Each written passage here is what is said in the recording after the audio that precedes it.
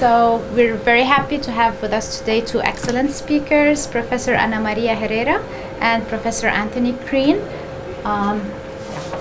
So Dr. Herrera is a professor of economics at the University of Kentucky and is currently a visiting scholar at Universitat Pompeu Fabra. She earned both her BA and MA in economics at the Universidad de los Andes in Bogota and her PhD in economics at the University of California, San Diego. Herrera was a Repsol YPF Fellow at Harvard's Kennedy School in 2005-06 and conducts research in macroeconomics, energy economics, and applied econometrics. Her work has been published in the Journal of Monetary Economics, the Journal of Financial Economics, the Journal of Applied Econometrics, and the Energy Journal. So let's welcome Professor Herrera. And I'll also introduce Professor Green. He is a Gatton Endowed Professor in Economics at the University of Kentucky, he's right here, and currently also a visiting scholar at Universitat Pompeu Fabra, whose research focuses on information and strategy in industrial organization and international trade.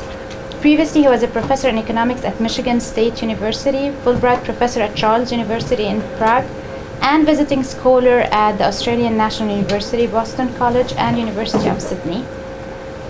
He received his PhD from the University of Virginia in 1991 and has published in, among others, Journal of Economic Theory, International Economic Review, European Economic Review, Journal of International Economics, Journal of Industrial Economics, and Games and Economic Behavior. So again, let's welcome Professor Green. Okay. So as you can see, the session is being videotaped. It will also be posted on the YouTube channel of AUB as of tomorrow. Thank you. Thank you, Leila, for the introduction and especially for the invitation to all of you for being here. It's been great getting to Lebanon finally after having so many Lebanese in Colombia and growing up around Lebanese people. So it's great, and it's great to see my former graduate student Mohammed here too. So this paper is a fresh paper, as Leila was trying to get us to send her the paper last week. She finally got the paper on Friday. So I would mostly welcome comments, whatever you have, because we're just still working through things, and so that's the time to get comments and change things. It's joint work with a former student of mine who's at Allegheny College now, and so just without further ado, let me get started. So as you know from the process that you have gone now through in Lebanon, if we think about financial resources, right, when you think about allocation of financial resources, that's one way in which we can get transmission of shocks, but also amplification of shocks. We can think about amplifying monetary policy shocks, but also amplifying other type of shocks. And so one of the things that we have seen is that when you see financial crisis, before a time of financial crisis, you have this problem where you have misallocation of financial resources. So let's think about the crisis of the US, right? You have lots of these loans that were going to, and mortgages, right? And there were people who were not going to be able to repay lately, and where we were not being very careful about screening the mortgages.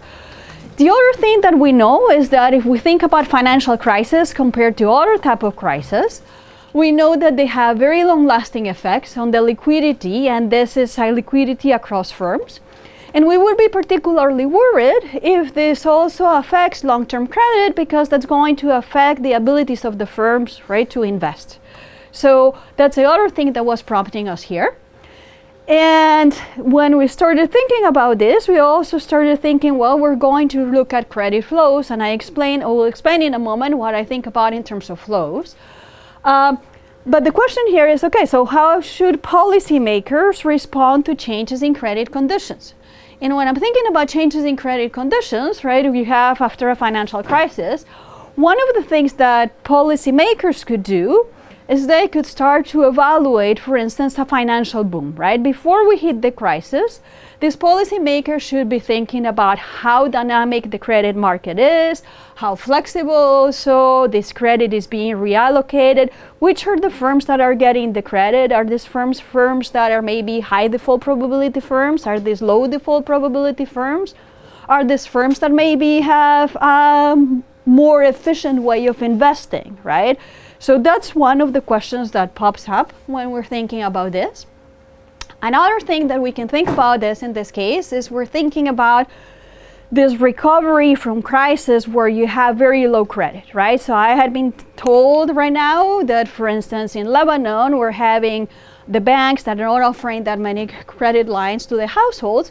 But in the case of the US, it was the same thing, right? We had this financial crisis. There were not only few lines of credit for the households, but also for the firms, right? There's been a lot of research done from the point of view of the household. So what we wanted to focus on is wanted to focus on the firms. But there's two different aspects you could think about from the point of the policymaker. So you can think from the point of view of the firm, you have creation of credit versus destruction of credit, right? So from the view of the firm, you could have that. And maybe what the policymaker should be doing, right, before the crisis, say, okay, are these firms you have this creation of credit being very high, right? So should we worry because the creation of credit is high? Or should we be worried also because we're destroying lots of credit lines? Okay, that's one thing. So there's two different aspects, which if we were looking at the net change in the credit line, amount of credit that the economy has, we wouldn't see it, right? So we will need to look at creation and we need to look at the destruction too. So should the policymaker just worry about creation and say, well, after the recession, should we try to channel resources so that the creation increases and not worry about destruction? Or maybe what the credit policymaker should do is say, well, no, what we're worried about is the destruction margin. We have lots of firms that have less credit than what they had before, and they're reducing the amount of credit. Let's don't worry about the creation part, right? You could think about both of these things. What's the other thing that we're thinking about here? So we were thinking about monetary policy. And so the question initially in this paper was, okay, when we have a monetary policy shock, does this change in monetary policy actually intensify this dynamic process of reallocation? So we know that it should change the net amount of credit, but we don't know whether there's more reallocation being happening at the same time. Is there a lot of creation and a lot of destruction? The way to think about is think about you're creating credit and you're destroying credit, right? If we look at the net, we could say, how could I get a 2% increase in net credit? I could get a 10% increase in net credit because credit is increasing by 4%. That's the creation. And it's dropping by 2%. 4 minus 2, that's 2%, right? That's a market that maybe you say is not that dynamic, but I could get it by a 10% increase in creation versus at 8% destruction, right? That's a much more dynamic market. So that's another thing that we want to look at. Okay, so then we start thinking about unconventional monetary policy. And we think, okay, when we were thinking about after the financial crisis and the US had to resort to unconventional monetary policy measures, what was the effect of these unconventional monetary policy measures on credit flows? And that's a particular question we're going to look into now. So if we look at December of 2008, when we look at December 2008, the federal funds rate basically hit the zero lower bound. That's what the ZLB stands for, is just the zero lower bound, right?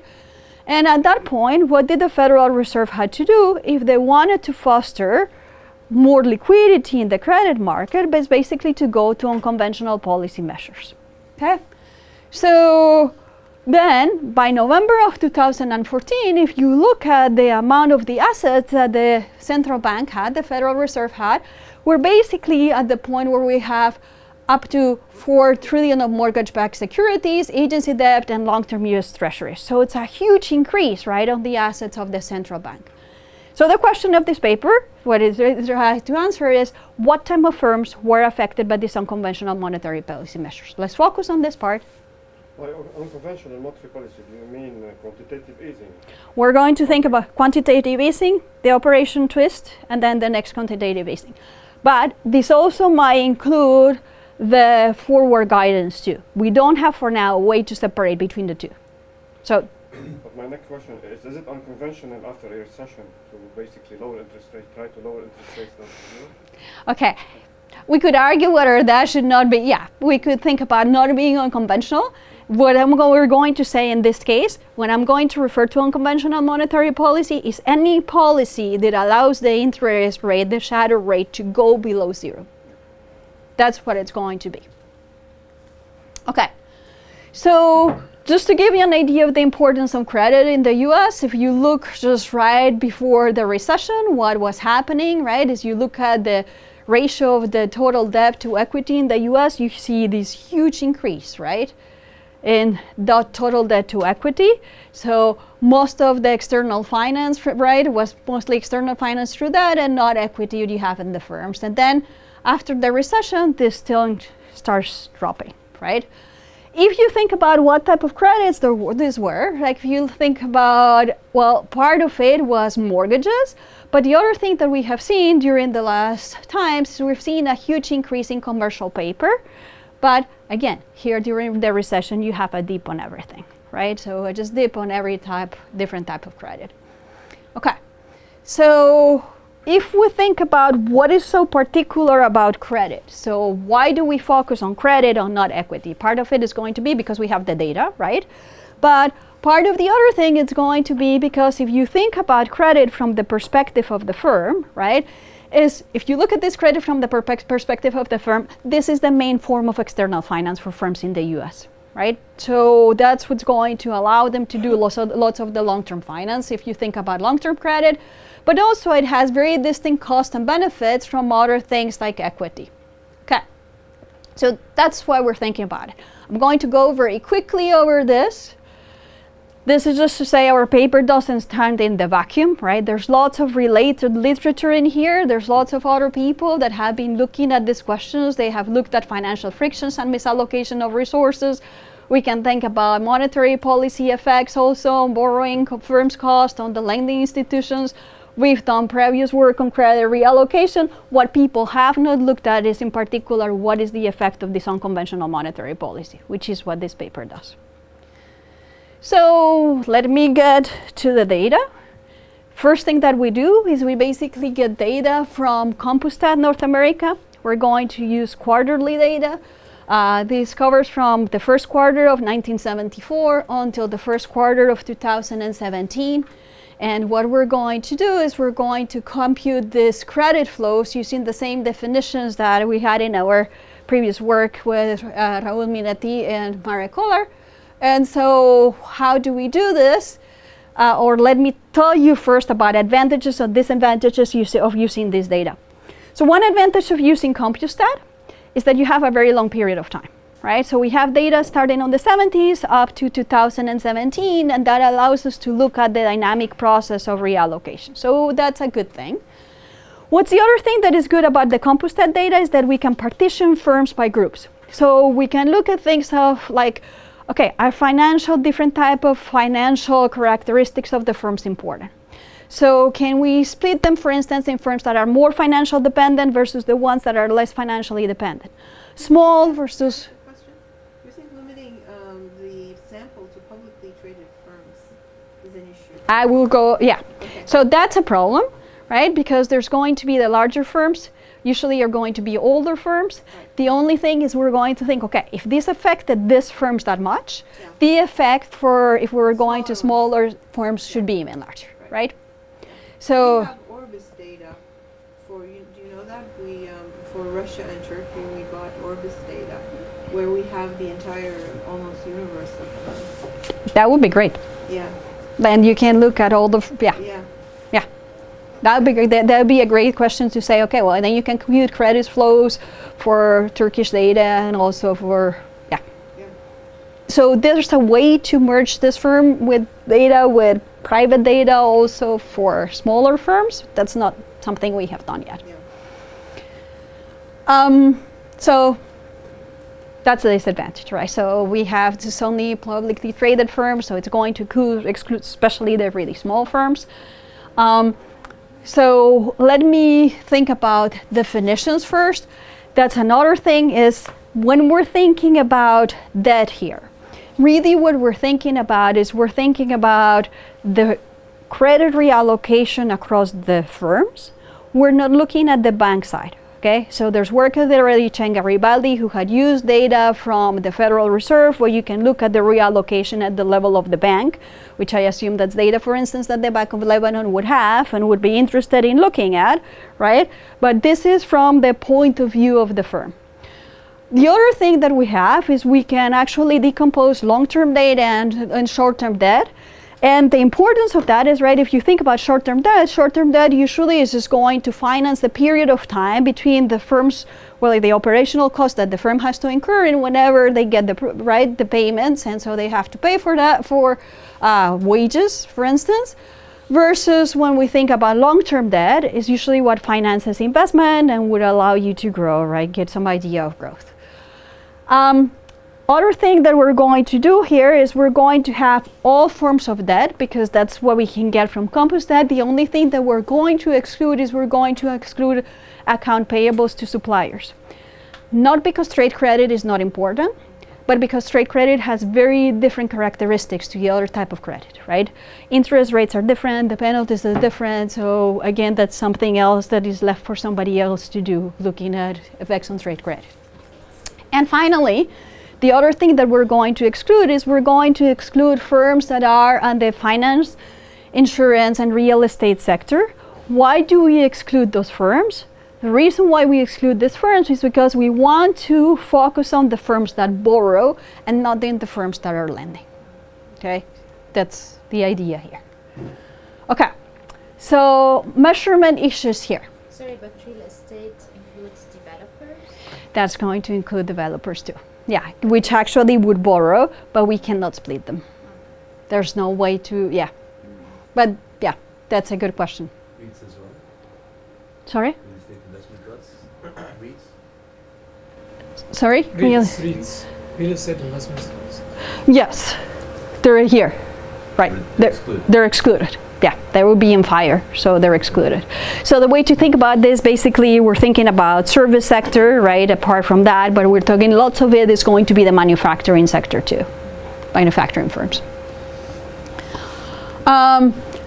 Other things that we have, so I was talking about the other thing first. So one thing that you would like to see is it would be nice to have data on projects that the firms have, so that you can tell, okay, maybe there's some projects that you end up finally saying, okay, if the monetary policy shock hits and interest rate becomes more expensive, now I'm not going to undergo this project, instead I pick up the other project. We cannot do that, right? Firm entry here, right? The other thing that we see when you get the data from CompuStat is that you're going to have firms that enter into the sample, but doesn't necessarily mean that the firm didn't exist before, right? So to adjust also here, what we're going to do is we're going to drop firms that appear for the first time in CompuStat for which the ratio between the end of the period gross capital and the net capital was bigger than 120. So those were firms that just became public. And for firm exit, if you go through CompuStat, you have different reasons why a firm might exit the sample. What we're going to keep is we're going to keep the firms that exit because of merger of acquisition, bankruptcy, or liquidation as credit subtraction, but we're not going to include the firms that exit because they were converted to a private company, because they still exist there, right? They were public and now they're private, or if the reason is unspecified, or it was a leverage buyout. So those ones we excluded. How do we aggregate? Okay, so these are the flows that we're going to compute. So we follow the literature on labor flows. What the literature on labor flows does is that if you calculate the average debt of a firm in a quarter, we're going to take quarter T and quarter T minus 1 and divide that, and that's going to be the average debt.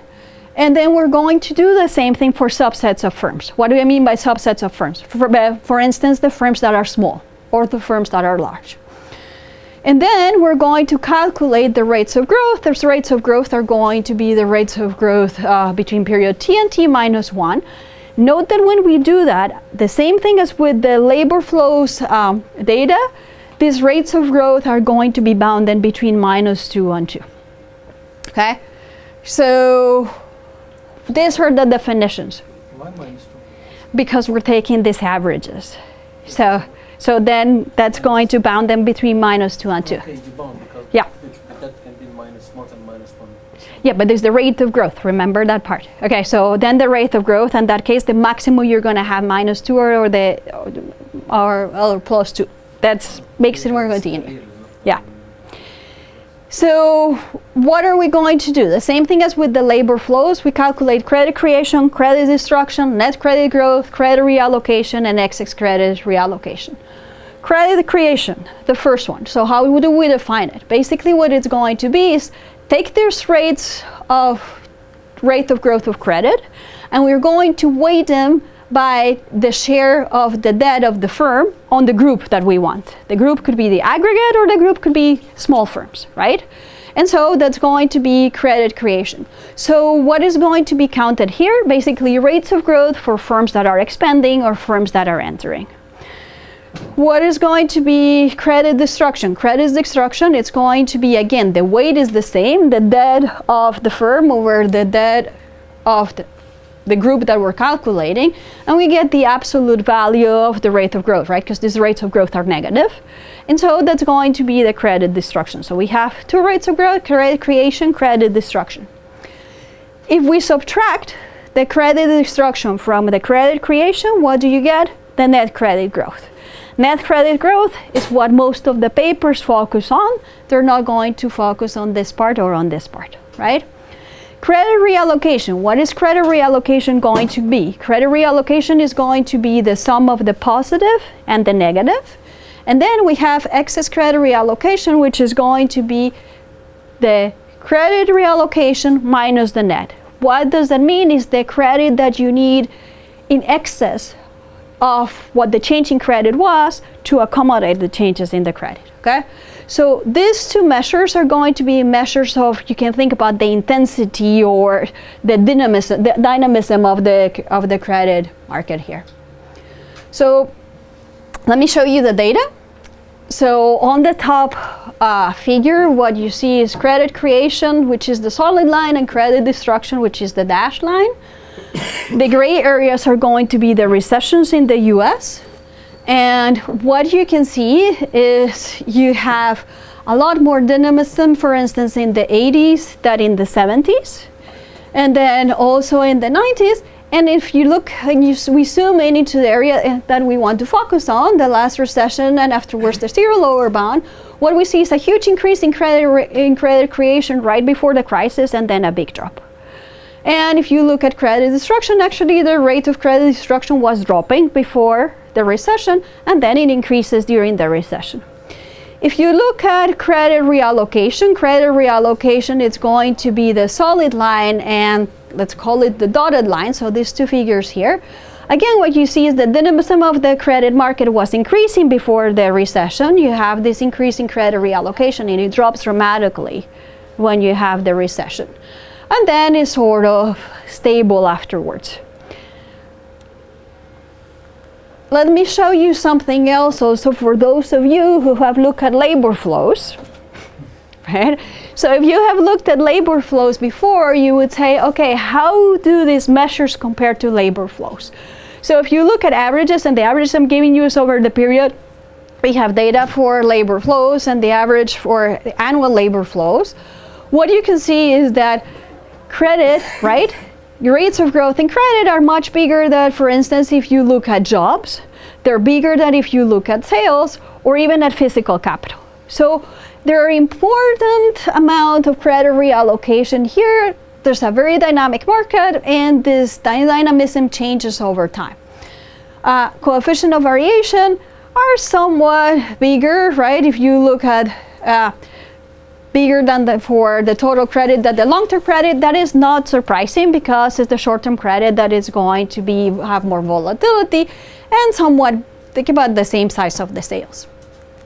Okay, so hopefully by now you believe me that intensity of credit reallocation is big, right? It varies over the business cycle. It changed a lot before the recession and after the recession. At any phase of the business cycle, you have big interfirm credit flows that are basically going to exceed those that you need to accommodate the net credit changes. It's important, and it's continuous. Okay. Let's focus on what happened during the zero lower bound with monetary policy. So we start December 16, 2008 to December 15. The effective federal funds rate, right, was basically between 0 and a quarter point, right?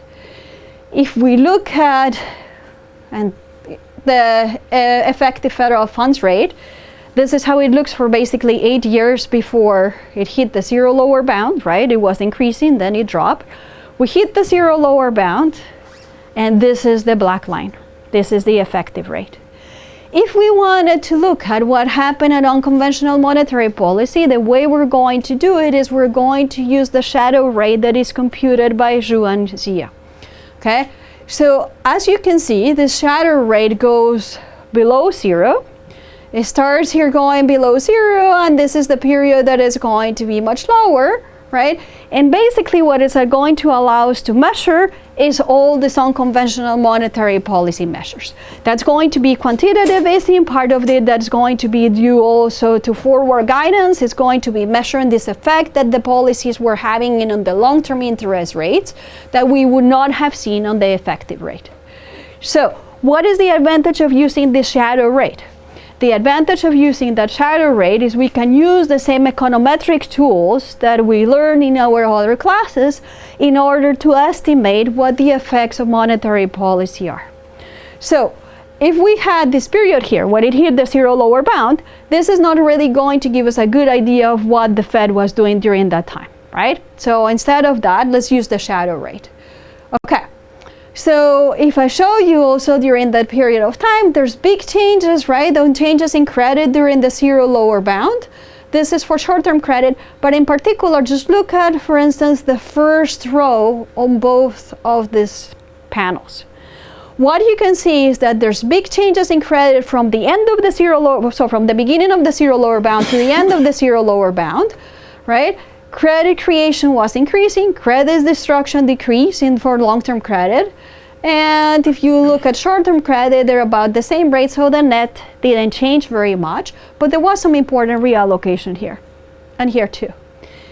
If you roughly look at the data here, in particular, let's focus on the long-term credit differences between the small firms and the long-term large firms, you see big differences here. Okay. So what's the methodology we're going to use here? This is going to be a factor augmented vector autoregression. It's similar in spirit to what Bernanke, Bovan, and Eliasas use.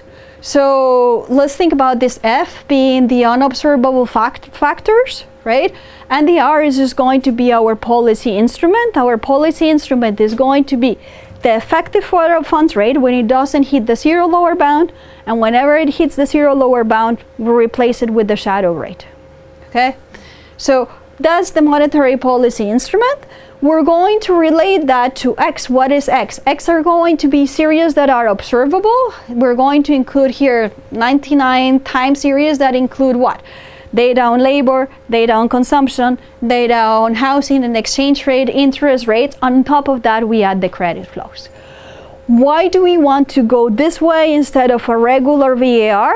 The reason we want to go this way instead of a regular VAR is because now we're going to have more information that is available to the policymaker when they're making the decision on what to do with monetary policy, right? So you have lots of variables that are available to the policymaker. What we're going to do is we're going to do what? We need to extract some factors from the observable variables. What we're going to have is we have 3 factors. We have played with more or less factors. The results are not that different. But here we're going to have 3 factors that we extract that are going to be common factors to these X variables here. And then what we need to do is we want to have these factors being orthogonal to the interest rate. So you need to purge them from the effect of the interest rate. Okay? And then your purge factors are going to enter into this VAR part. The VAR part is going to be what? Just the purge factors, the monetary policy instrument, regressed on lags of themselves. And that's it. Okay. What do we do next? The next thing that we want to do is we want to compute impulse responses, right? The same thing that you would do with the VAR. You want to say, okay, if I give a shock, monetary policy shock, what is going to be the response of the economy? So our shock, as you can see here, it's going to be minus 25 basis point decrease in the federal funds rate, because we were thinking about monetary easing. What is the effect of this monetary easing? An increase in industrial production.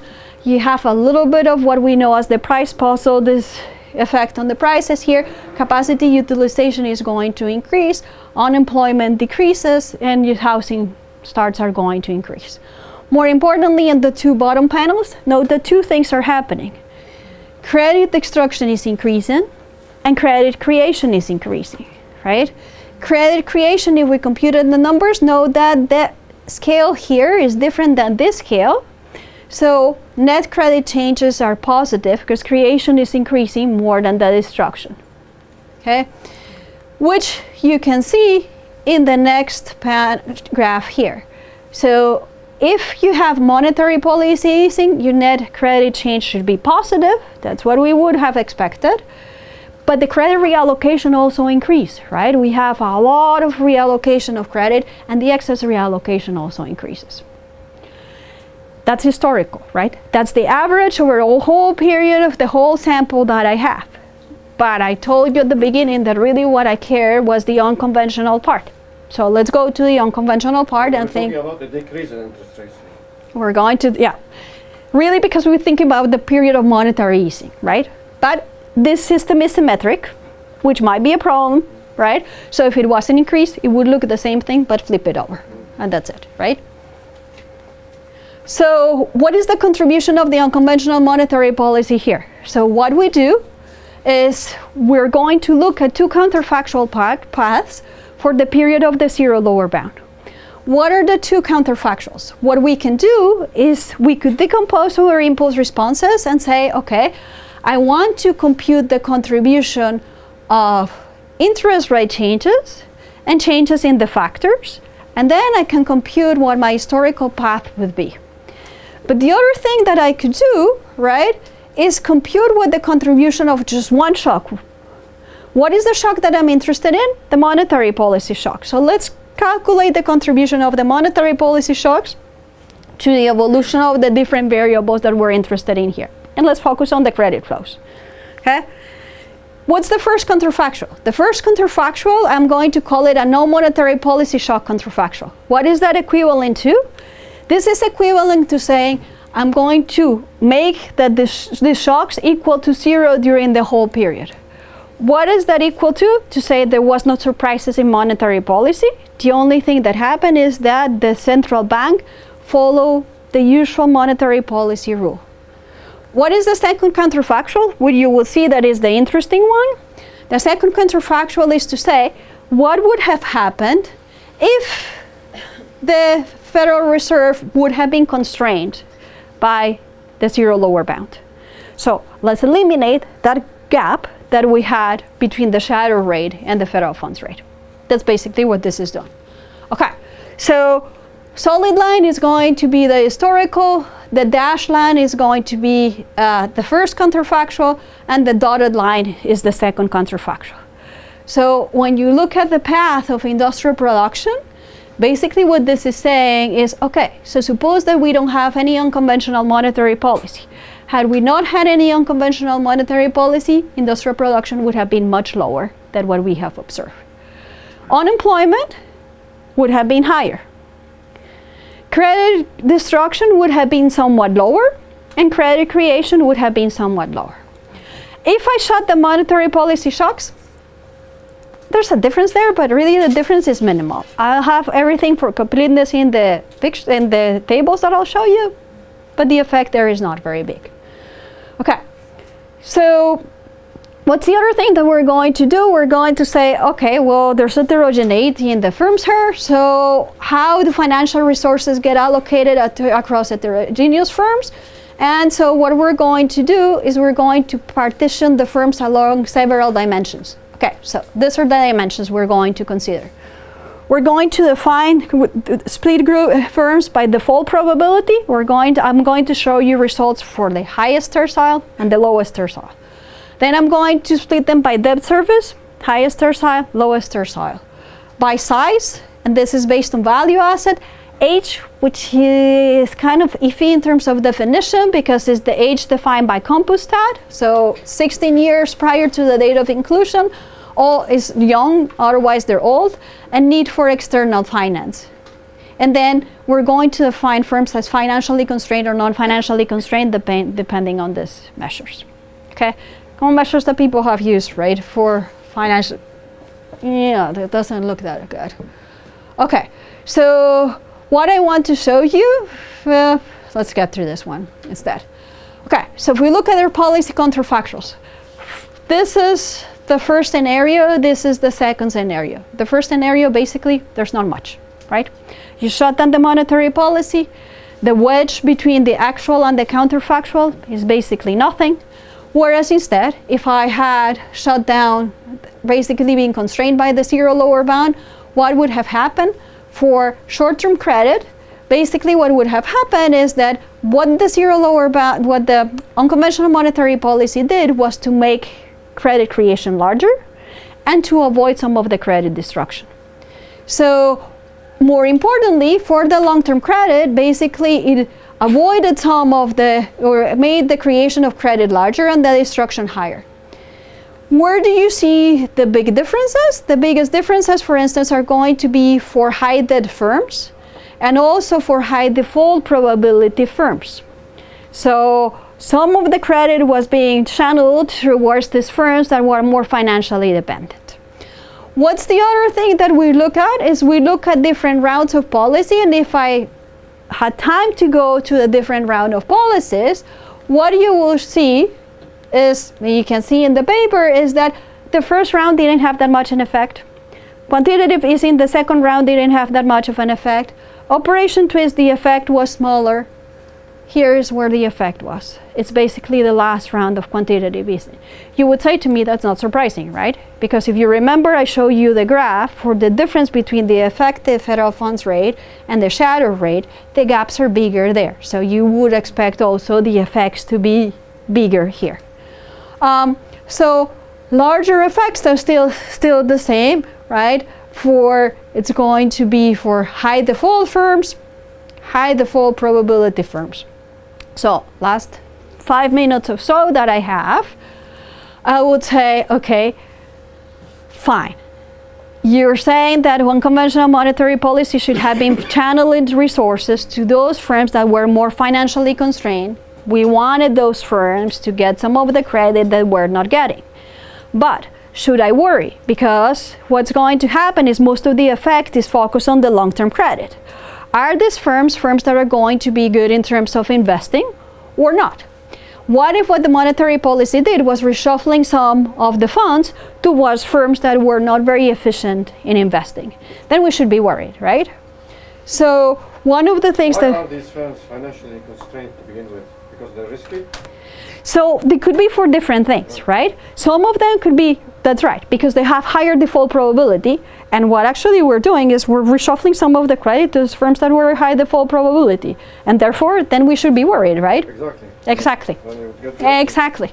Whereas if you were saying, okay, usually we tend to think that the small and young firms are more financially constrained, but also those are the firms that invest more and that grow more, then that should not be a bad thing, right? Because they're going to invest and they grow more. So that should be okay. Yeah.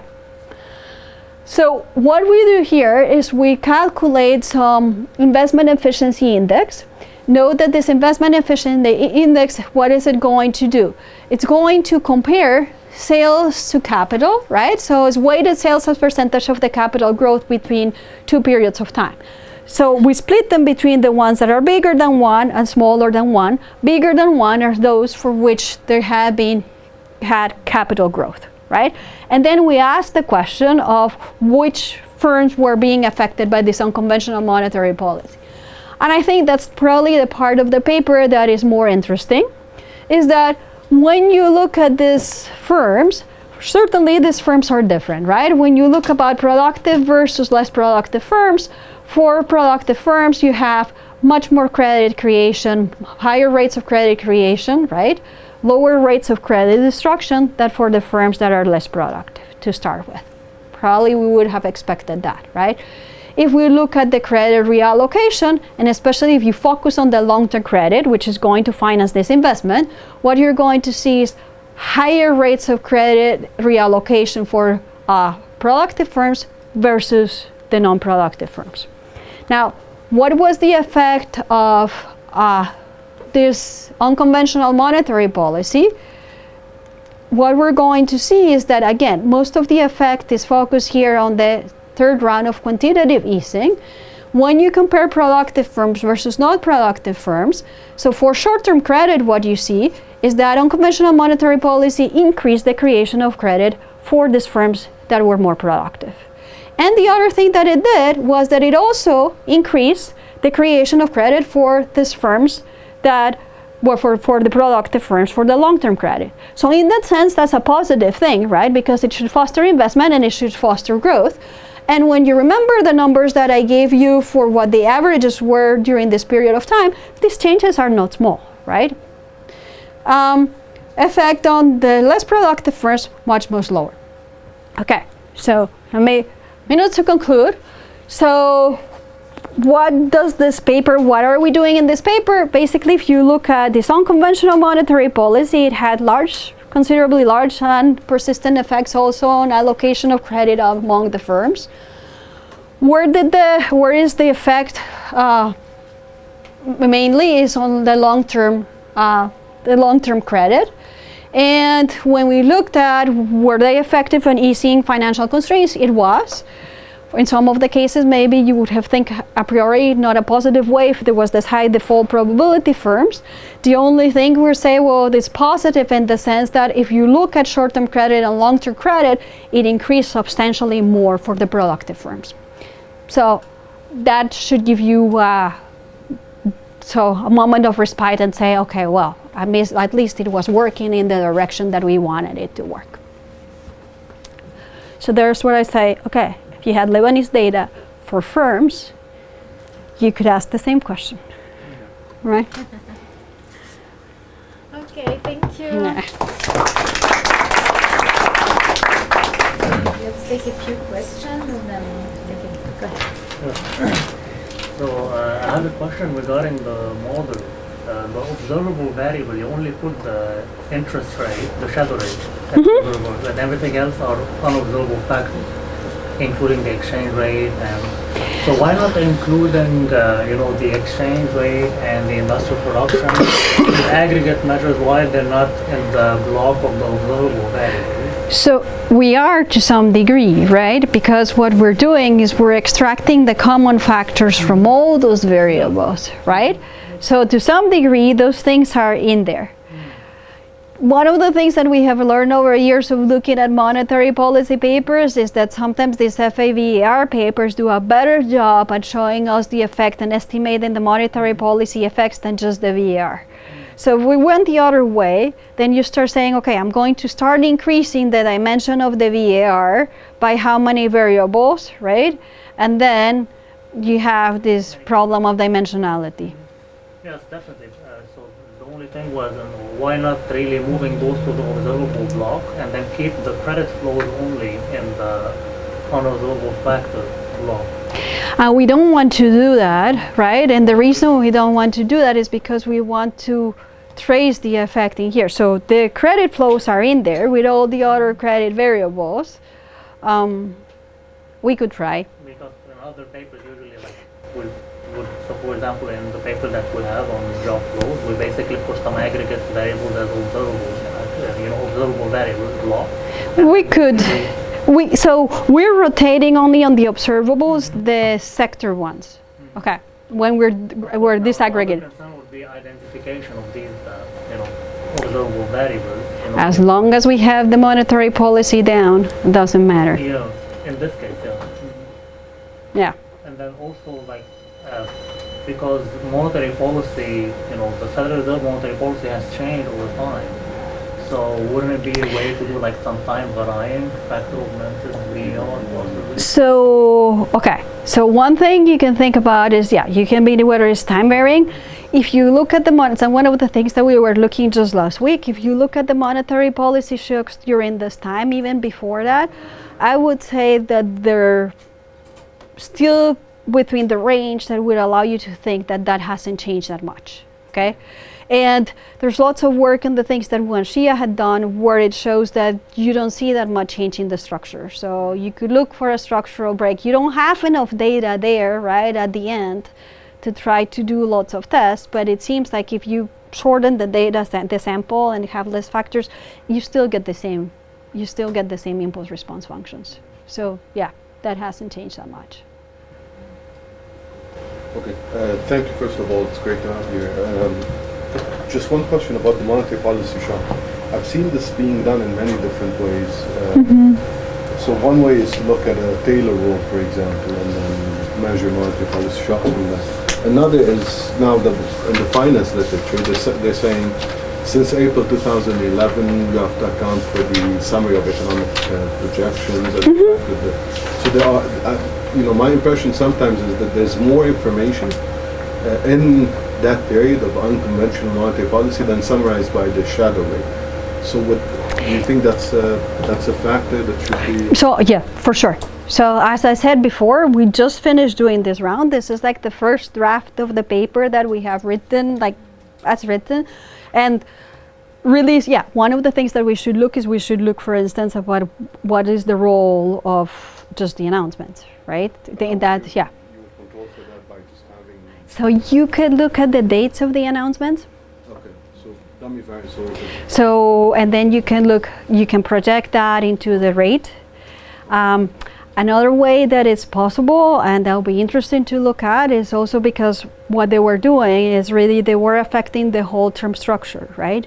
So you have a way to do, instead of just this impulse response that is one shock, you can think about functionals of shocks that are going to shift your whole, right? The whole term structure, the yield curve, then they'll be more interesting. The problem is, like we've been facing in this, is this data from CompuStat is quarterly, right? So it's already very aggregated.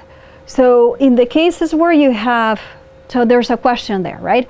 When you use monthly data and you have only one shock on one announcement per month, which is tend to be the case, then it's relatively easy to do. Once you have more than one announcement or one event per quarter, then you have to think about what is the best way of aggregating things there. And that's where we are. If we suppose that a crisis happens, what will happen to students? What will change? How will they pay their fees? That I don't have a clue. Question, Nasser, please go ahead. Sorry, just regarding the identification scheme of the model. You are using the orthogonality between the unobservable and the observable. That's right. This is your scheme? Yes. And the other thing regarding the effect of credit crunch. Yeah, usually, did you take it into consideration just to affect usually sometimes the central bank will pump the money and actually the bank are not interested to lend them out because they are afraid of that. I agree. So we cannot see that right now the way we have. Yes, I agree with you. Yeah. But yeah, that we don't know. And the other thing that you have to remember is that here, when we're looking at debt, this debt is not only loans from the banks, right? This debt also could be paper that is issued by the firm. That's another thing.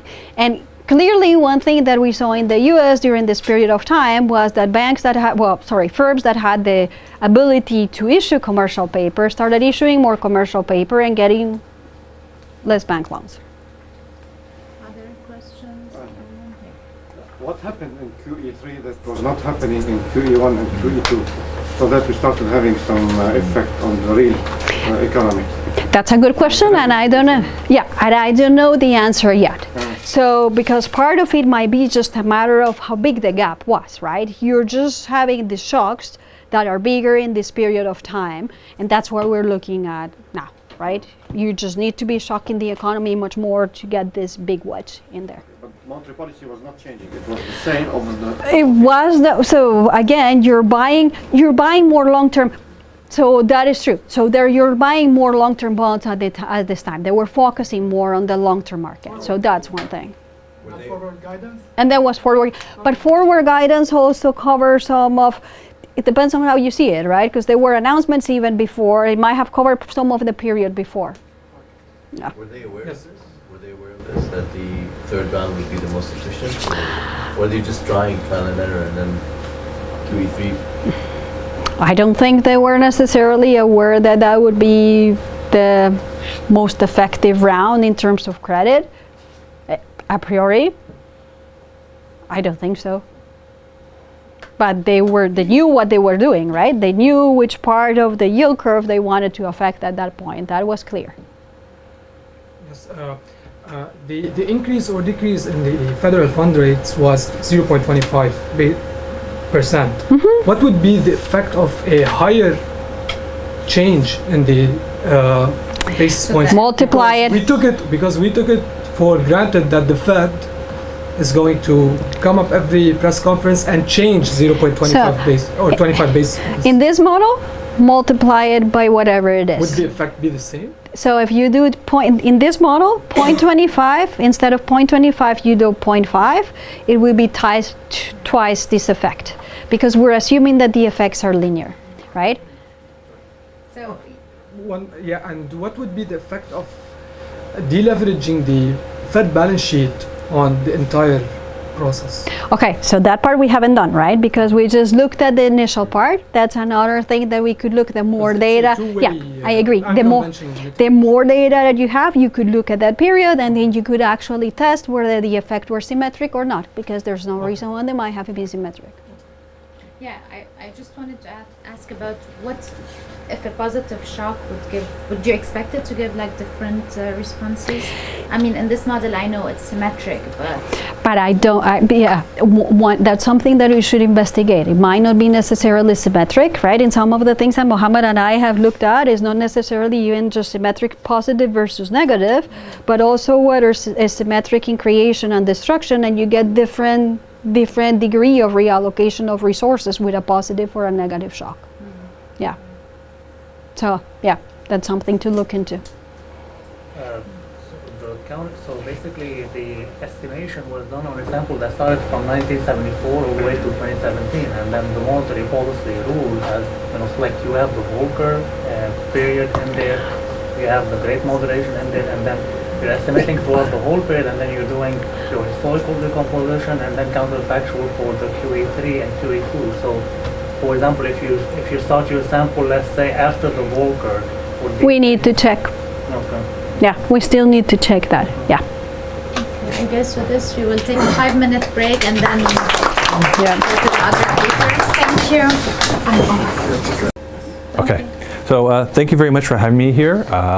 Like with Anna, this actually pressured me to, I knew I had to I presented this paper several times. There was some feedback I had gotten the first time, and some things I wanted to look at. And I had done that work, but I hadn't written it up. And so presenting here forced me to finally write it up. So excuse me if some of these transparencies have typos and things like that.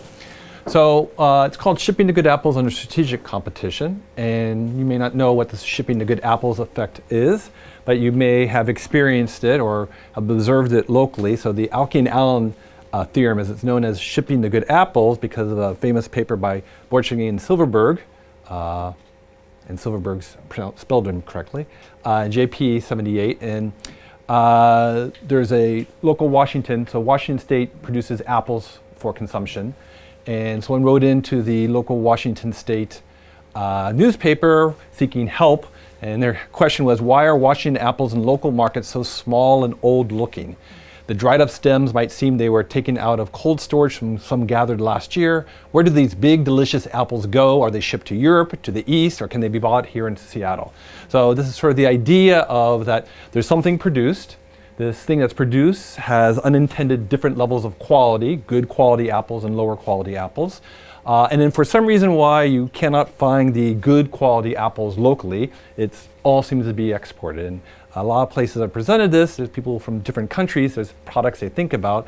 I think Lebanon's more of a entrepot, so it's more retrade. So I don't know if that's experience of any product here in Lebanon, but things like that. So they only see the bad apples at home, and consumers are not happy about this. They're very proud of what their country produces or their area produces, and they don't see that. Only theorists like me were excited about it until about 15 years ago. Hummels and Skiba had a JPE paper to use this to test on trade data whether you could see this or not. And so what is exactly and why you might see it in the trade data. So the Allen effect is that in a competitive market, a common charge on two substitute goods leads to a relative increase in consumption of the higher to lower quality product. Well, what that means is that you have good apples and bad apples, and to ship them from Seattle, Washington to, say, New York City, they both incur exactly the same transport costs, right? And if you have perfectly elastic supply and the prices are reflecting that, then in the price in New York City will be both the good quality apples and the bad quality apples go up by the same per unit charge, right?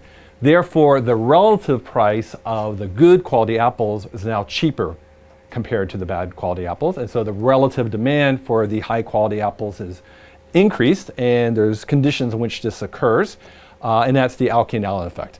And so what Hummels and Skiba did was to look in the trade data to see if you can see this in it, and I'll talk a little bit more about it later. But there are many examples in competitive markets about this. So roses in Tanzania mainly go to Europe, and lower quality roses go to the domestic market. Coffee in Indonesia, where the locals get the leftover. I happen to know that in Colombia for a long time, people viewed that the lower quality coffee was that way. I actually recently presented it in this from Honduras, and his father actually owned lumber, and the better quality lumber gets shipped out and the lower quality lumber stays in. Mangoes in India. And I think part of the reason why this theorem is known is it resonates, and I started on a project with Thomas Scheizko where we're looking at sort of the informational story, but in finding stories about this, one of the things I realized is that it's not just a competitive phenomenon. So not all examples that appear competitive are. So for example, for Colombia, there's the Juan Valdez coffee, and they actually market within the US. And there's actually a Harvard case study about how they actually have market power within the US. So coffee you might think is being close to perfectly competitive, it may not be. In Tanzania, flower production is actually vertically integrated. That is, the growers in Tanzania are in charge of the shipping and distribution within Europe of those flowers as well. So it's an integrated thing, so not competitive. And there's other examples of bad apples. So Bordeaux and other wineries have first and second growths. And the idea is the high quality grapes are the higher price and the low quality grapes are the lower price. And then so you can think about this wine grower in Bordeaux has this issue of how much of the first growth versus the second growth they want to ship to the US or to other countries within Europe or to Australia, and how much they want to keep home. Right? And the thing is, of course, is that people they know that the second growth is not as good quality as the first growth, but the second growth is also cheaper. And when you export more of the second growth, it will cannibalize the sales of the first growth a bit. Right? People have this other option. It's going to push down the second growth price. And of course, still feedback at home as well. And I'm a game theorist, and these are the kind of things that interest me and excited. And for example, in the United States, factory refurbish on Amazon actually often includes what's our seconds. So in production seconds, they grade the quality of the produced product, electronic product, and sometimes they're listed as second. And there actually are these stores all over the world where basically they sell lots of seconds, right? So products that were on a production line were not intended to be considered lower quality, or ideally you'd like that all to be high quality, but exogenously some fraction of there is seconds. And that's what I'm interested in, a sort of strategic environment.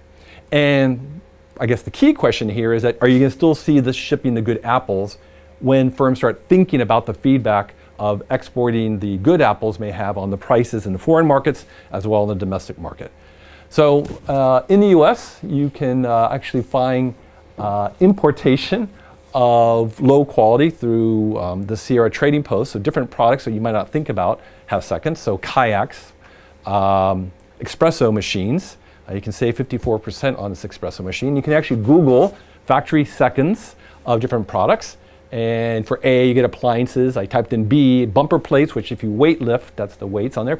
Bullets. So I never knew this, but bullets actually have factory seconds. And here is a store that has factory outlet seconds on bullets. And you'll be happy to know this is in the south of the US, and it's actually closed for Good Friday. So they don't sell bullets on Good Friday, but otherwise they'll sell bullets any day of the week. And I didn't realize bullets actually are branded products. So I don't hunt. I lived in Michigan for a long time. I never hunted, but yes, bullets are a branded product. So there are factory seconds there as well. And then I started thinking about it, and I'm an informational person, and I started thinking that actually in retail, in a way, there is firsts and seconds. And in particular, when a retailer, say, has a new sweater line, has different colors or different cuts in the sweater, they don't know beforehand which ones will be successful and which one will not be successful. I mean, they have some ideas, right? But it turns out that some are good, some are bad. And in fact, what you have is that you can imagine that the customer goes into the store, they see the price, they don't really think it's a really high quality product after all, and they actually know that they can wait and actually go to the outlet store instead to buy that product. And in fact, a lot of the name brand stores like Neiman Marcus, Nordstrom, in Spain, Desigual and Mango, actually have outlets where the stuff that does not sell initially, that consumers view as being lower quality, not deserving that price, and also knowing that the lower price will be later on, go to those outlet stores and and in fact, there's a whole wiki invest on off-price retail, which this quote for here takes advantage of overruns, canceled orders, and forecasting mistakes, right? Not understanding what consumer preferences will be on this. When Ralph Polo Lauren miscalculates consumer preferences and overproduces, it'll send the excess to TJ Maxx. So in other words, ex ante for a firm, it knows that some of those products will be viewed as high quality and they can sell at the higher price, but some consumers are not going to be willing to buy at the higher price. They'll have to send it to the outlet. It'll be effectively treated as a low. And there's estimates that overstocks annually are $1.5 trillion worth, so it's not small. Now, of course, overstock, so maybe I'm giving you a stock, not a flow here, but as a flow, Russia's GDP is roughly that size. So I'm not sure I believe either of these numbers, but that's there. So, and actually in the contracts on the overstocks, often there are requirements that when they sell them, they have to be exported in this case. So there's another place where you have high and low quality exogenously exposed, at least to the producers. And so this is what I want to investigate. Non-competitive markets with bad apples. And here now we're thinking about the producer choosing where they want to send it and thinking about the feedback and where they send it. And they have market power, they compete strategically. It's internationally traded, so the markets will be segmented. And not previously studied, and actually I came to this wanting to examine this under uncertainty, where people didn't know about the quality, and then I realized that no one had written this with certainty before, so this paper had to be written first before I could go to my next paper. Right? So apples with Cornell competition, it's about individual demand. Here are those feedbacks I'm talking about, and a couple of questions I want to ask is, remember, the consumers were unhappy about those apples, the good apples not being around, so one of the things I want to look into there. And in trade models with linear costs, there is no effect from exporting. Right? With linear marginal costs, the markets are traded separately, and if a firm decides to start exporting a product, it doesn't affect the domestic market, consumers are no worse off. However, if the firm has convex costs of production, so you think about quadratic costs, if you start exporting, that actually means there's going to be less left home. And so maybe this is why consumers are unhappy about the exportation, is that it actually is less product at home altogether. So that's what I want to investigate, and more generally about choices and welfare effects when there's trade with unintended quality variation. Right? So I'm an IO person. There's a lot of things on quality choice with complete information and what they want to do. In these cases, there is some work back in the 90s and early aughts on trade and quality, but these are all about single quality choices. And there is recently, Peter Neary, of course, is sort of the strategic trade person on product selection and trade, but for the most part in the trade literature, it's all about the monopolistically competitive market and not in strategic settings. All right, so what I'm going to present is a simple framework. So in your strategic trade, your Brander and Spencer model, basically the Brander and Spencer model is a model where there's two countries that export to a third country. That third country doesn't have production. The two firms in each of the producing countries have a monopoly position, so they can prevent resales back into their country. I extend it to N+1 countries because one of the things I want to look at is the limit properties. So the idea here is that as N gets very large, I'll move to a competitive equilibrium. And so hope that in the competitive equilibrium, I can get back with a constant production, I can get back the shipping good apples if it disappears. So here, N countries have one firm in each. I'm going to refer to the representative firm as domestic, the other producing firms as the foreign firms, and they all go to the export country. They're going to produce a product. There's going to only be 2 quality levels. The product, they wish it all would turn out to be high quality because consumers are going to be willing to pay more for it. However, an end-to-end fraction are going to turn out to be low quality. The ones that consumers don't want to buy, the ugly color sweaters, the ugly apples, and low quality. Complete information after production. So once they produce it, the firms see which one are high quality, which are low quality. I said monopoly at home, so no arbitrage. And they're going to compete in quantity competition. Consumers will just draw on the basic modeling of quality and consumer choices. So that's something else going on here, is that actually thinking about how the consumers trade off on the different quality levels. And so as a mass consumers normalized to 1, they each have unit demand, so they only want to buy 1 unit of the product. S represents the quality level, and theta I represents consumers' I's preference for quality.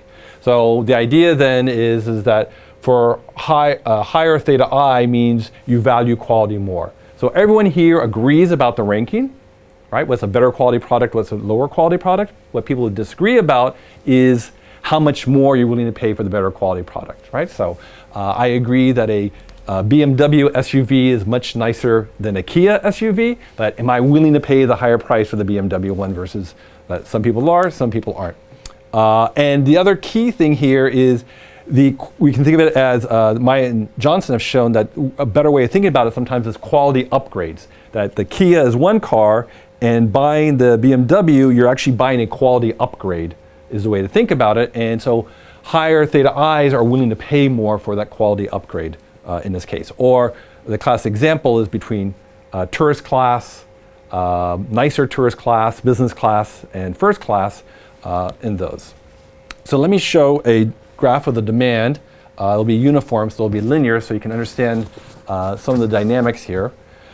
So exogenous QH high quality units here, QL low quality units. So the total production is this amount here on the market, and this is the amount that's high quality, and this is the amount that'll be low quality.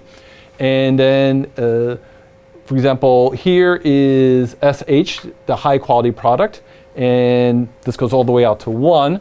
And the idea here is that the consumer with the highest theta is willing to pay the most for the highest quality and also the most for the lowest quality, right? But they're willing to pay more for the higher quality. So this is all the different consumers' demand for high quality. This is all the consumers' demand for low quality. And then how the market sorts is, you can see, is that, well, the first unit, the consumers who are willing to pay the most for high quality are willing to pay the most for the upgrade. And so the way the market will sort is that as you move down here, consumers are willing to pay less and less for an upgrade. And so you can figure out how the market clears by, well, the total production, that will clear where the marginal consumer is just willing to pay for low quality. And so that you can pin down the market price for low quality here at PL. The price for high quality, right? The marginal consumer who's just willing to buy high quality, that consumer is going to buy high quality in equilibrium, but they of course could have bought low quality instead, right? So they had to be just indifferent between the high and low quality, which means that even though they're willing to pay this price if high quality was the only product out there, right?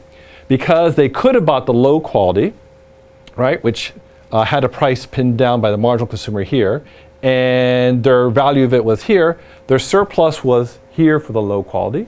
And so therefore, to get them to be willing to buy the high quality, the price has to be less than their alternative, their opportunity cost of buying the high quality, right? And here you can see very nicely how low quality production can cannibalize the sales of high quality production, right?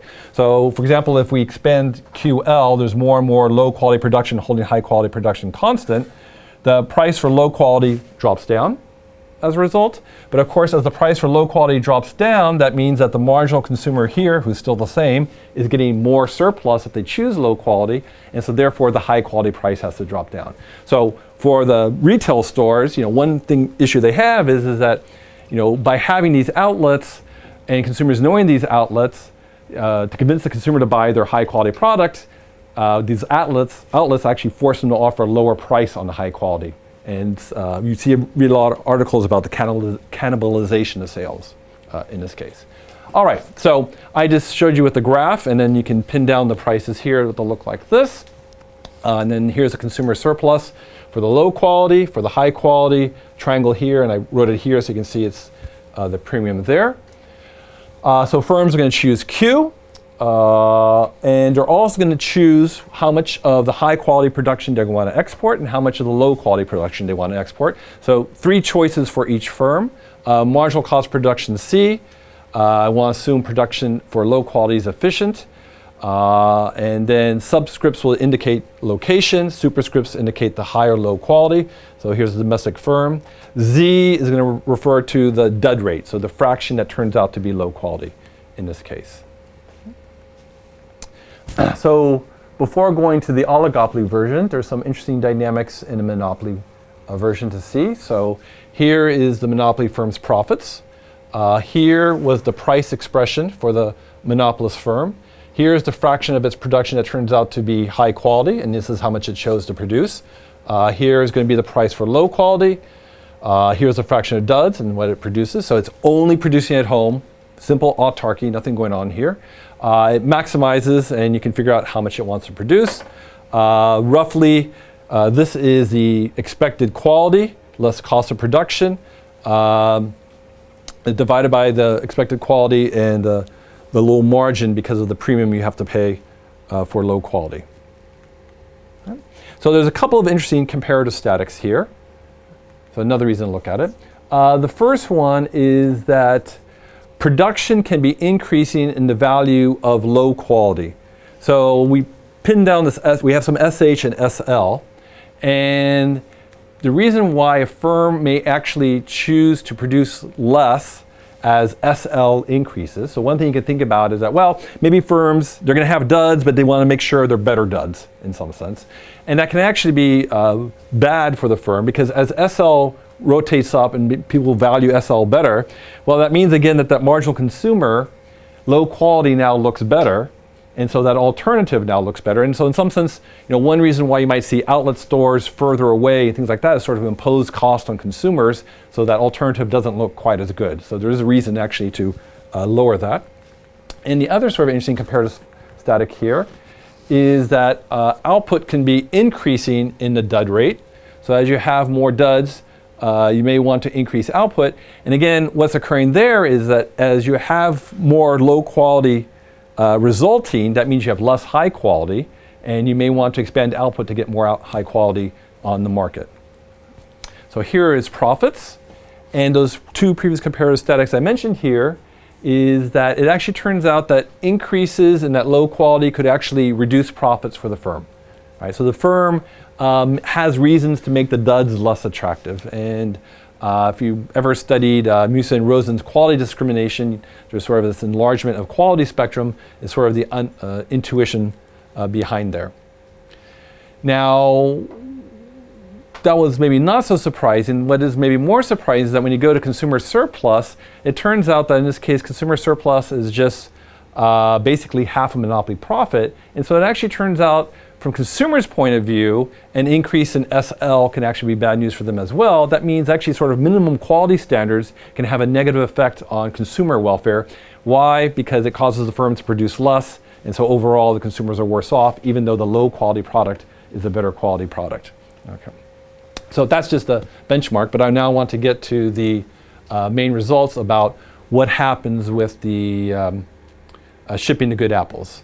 So I already had briefly outlined it. So now the firm is choosing how much high quality at home. There'll be some price based on it, how much low quality at home, how much it wants to export to the other market.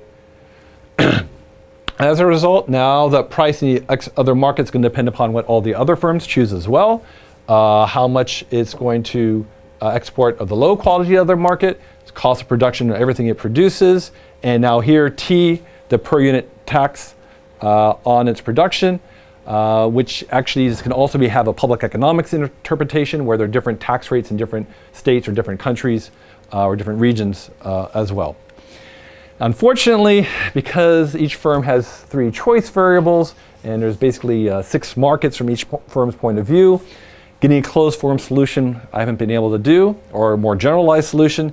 So what I do is I make the export market just scaled by K relative to the domestic market, so K can be greater or less than 1. in this case. So if K is greater than 1, basically in the export market, consumers have a greater willingness to pay for high quality and for low quality. All right, there are the choices.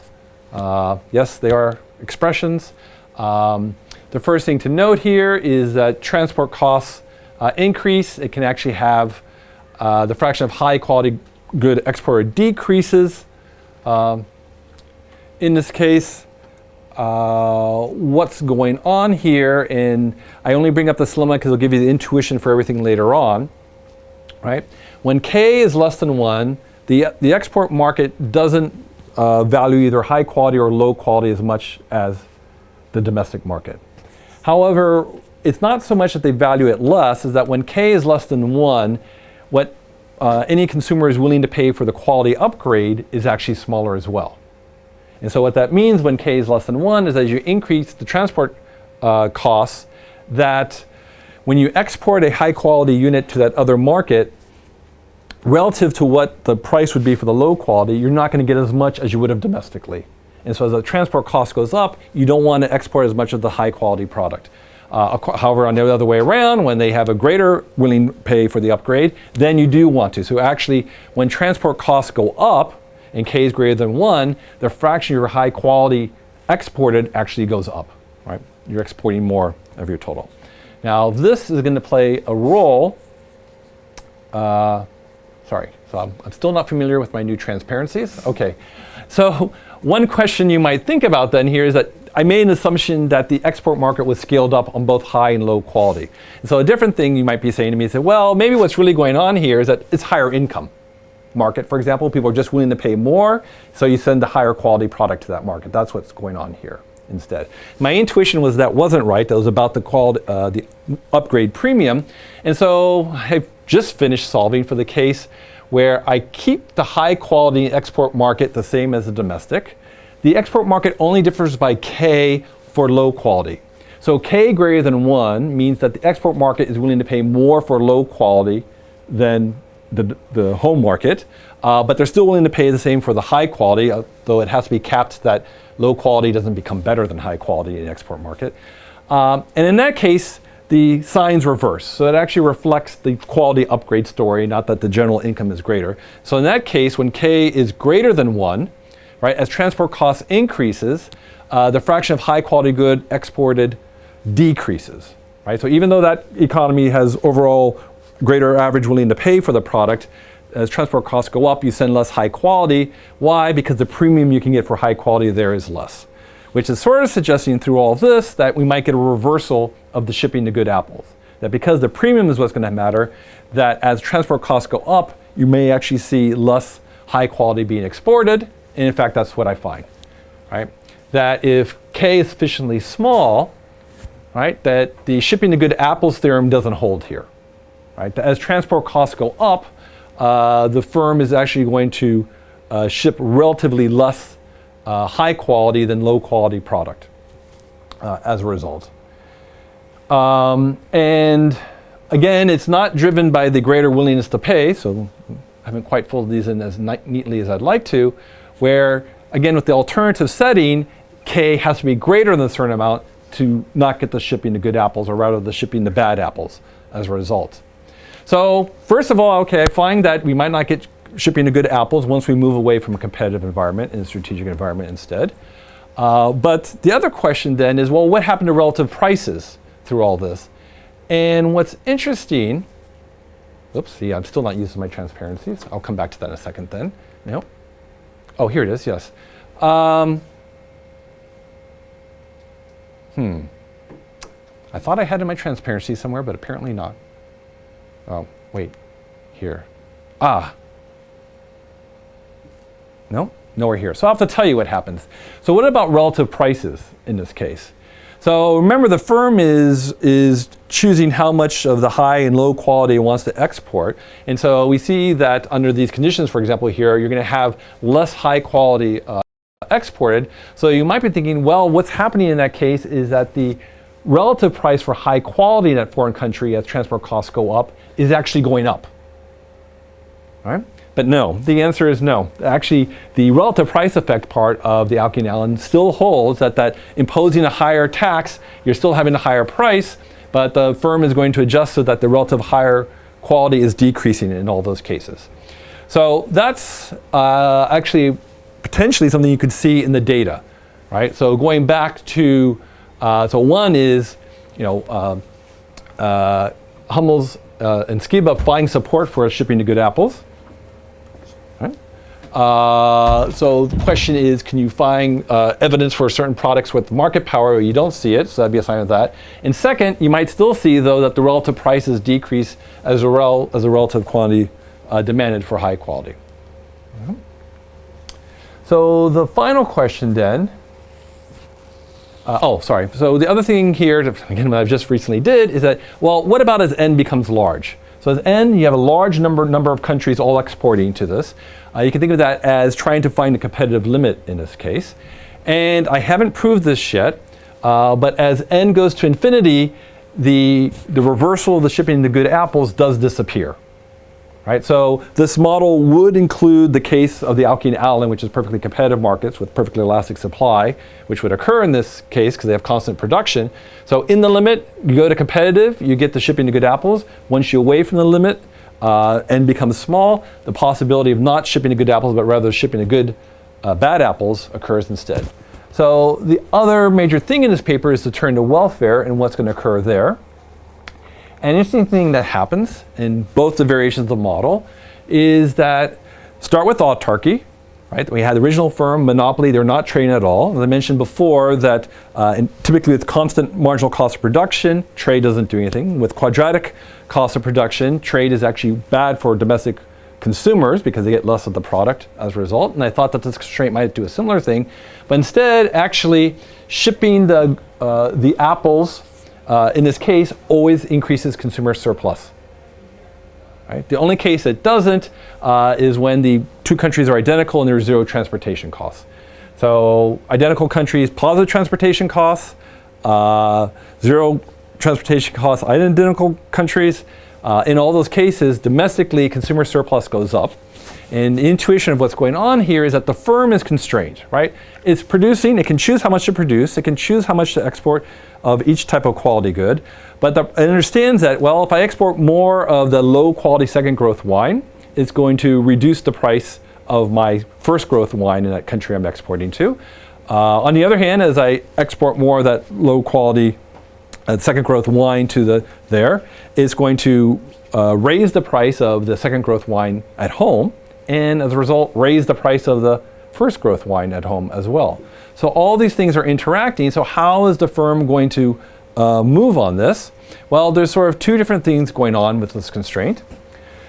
The first is that when you really want to sell to the export market, the high quality, so that K is greater than this threshold K star, right? They really value high quality there.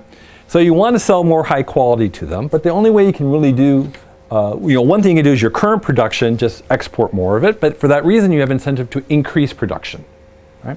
And you're going to increase production to export more of your high quality product there, but as you increase production, you're getting more of the low quality as a byproduct in this case. And so what's happening then is that it actually turns out that in these cases, domestically, there's more on the market, right?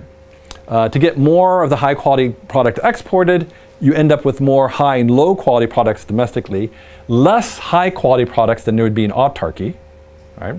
So on that margin it's worse, but consumers are better off because more low quality product domestically means a lower low quality price, which means a lower high quality price in response to that. So trying to push against this constraint helps consumers when K is greater than K star. I sort of feel like Dr. Pangloss because when you go the other direction, it's still good for consumers because in this case, the firm doesn't want to ship the good apples, but it still wants to sell the bad apples to this country, the export country. And so it still wants to increase production, but as a result, more good apples stay at home. And so compared to autarky, consumers have more good apples than they have bad apples. And as a result, either way, consumers are better off. Okay. So Now, in presentation, one of the nice things that Hamilton Skibble show is that they actually show that if instead of a per unit tariff as I had here, what if you have ad valorem, right, a percentage markup on the sale? And they actually show that if the per unit tariff is strictly positive, an increase in the ad valorem tariff increases, the quantity demand for a high quality good decreases. You get shipping the bad apples in that case. And interestingly here, I don't argue with them. I get the exact same result they have. So the ad valorem has the same effect as before. As I said, I've been still in presentations thinking about different directions of taking this. So another extension is that what if there are differing dud rates as well? Solving that I've not been able to do. Examples I've created, I haven't found anything particularly interesting there. And so part of my presentation is also to feedback for people's thoughts about what might be interesting to explore or not explore. So to summarize, this constraint on firms that some of their product is high quality, some of their product is low quality, exists for firms. There's not been much theoretical study of this with multiple qualities. And some of the key results is that, well, minimum quality standards, for example, could actually be bad for consumers in this environment as a result, because it actually causes the firm, if its low quality product has to have a higher standard, it actually may produce less of the low total production, and therefore consumers overall are worse off. Second, that we could actually see increase in transportation costs lead to shipping the bad apples instead of the good apples. So one thing to look for in data is whether we see this as a result. And the final thing is that consumers may not like that they can't find a good quality product around. Because again, remember what's occurring here is that they're producing more, so there's more bad quality around than there would have been before, and less good quality than before. So in some sense, finding good quality becomes harder as a result. So that part still exists here, but actually they're better off because they get lower prices. So under point number 3, mm-hmm. Can you explain, are those standards in the domestic? So that I did more with the monopoly one, but let me go back to here. Minimum standards. So the interpretation would be here. So right now, low quality has this value SL, right? So what if there were some minimum standard saying that you're going to force it? Manufacturing country or in the import So here I only did it for the autarky case. So for the autarky case, if you increase SL as a result, the firm will decrease production, right? But again, in the export case, that may be true as well, right? That increasing that may cause the firm to actually decrease it. So minimum quality standards on importation can also have this effect as well. And there's a slight literature about minimum quality standards and the effect they have in this case.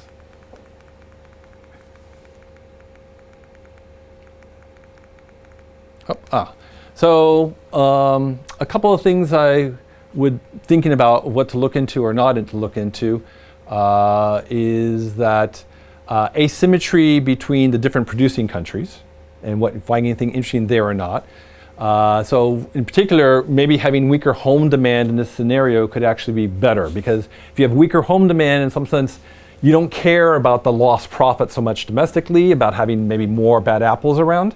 And so therefore you can be more aggressive. In some sense, there's a lower cost of that domestically. And so weak home demand may actually be a strategic advantage for a firm. So that's one place I want to take it. As I said, it's a difficult problem to solve, at least for me. Maybe smarter people probably not.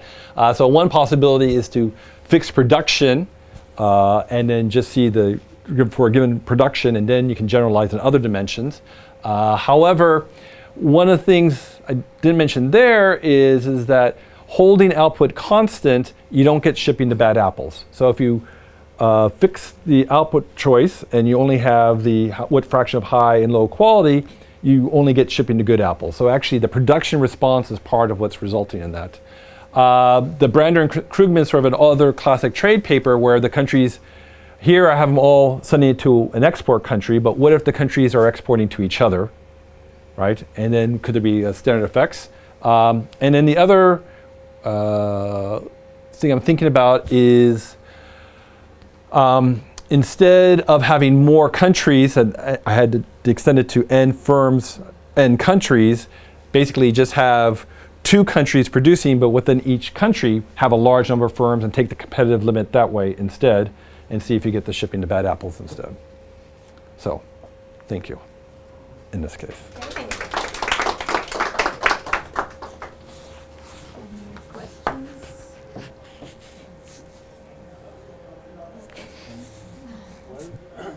I was just wondering, like, can you incorporate like competitive advantage in terms of cost of producing, having lower costs? One thing when I skipped here is that some people ask about endogenizing the dud rates, whether they can make investments for that. And what you might think about is there may be a trade-off in production costs versus dud rates and that might be a comparative advantage. Well, is it or is it not a comparative advantage, right? That or technologically within different countries, some may have lower production costs but higher dud rates. So that's another direction I'm thinking about, whether there could be advantages or even a strategic advantage as a result of that. And so if it's symmetric, you need comparative advantage. If it's symmetric, it won't be very interesting because you can endogenize Z, but in equilibrium, if everyone's symmetric, they're all going to choose the same level of Z as a result, and nothing interesting. So you'd have to do something asymmetric, but then solving it starts becoming harder because now I've added another choice variable. But it's somewhere to think about in this case. But not all firms ship the bad apples, right? Some of them destroy them. So that's something. That's something. So that's actually a good point. And for time, I cut it off. But so one question is would they want to destroy some of that low quality, right? Instead. And that is a really good question. And if someone had brought it up at that point, I would have mentioned it. But one thing I show is intuitively the idea is you have to be able to commit to destroy it.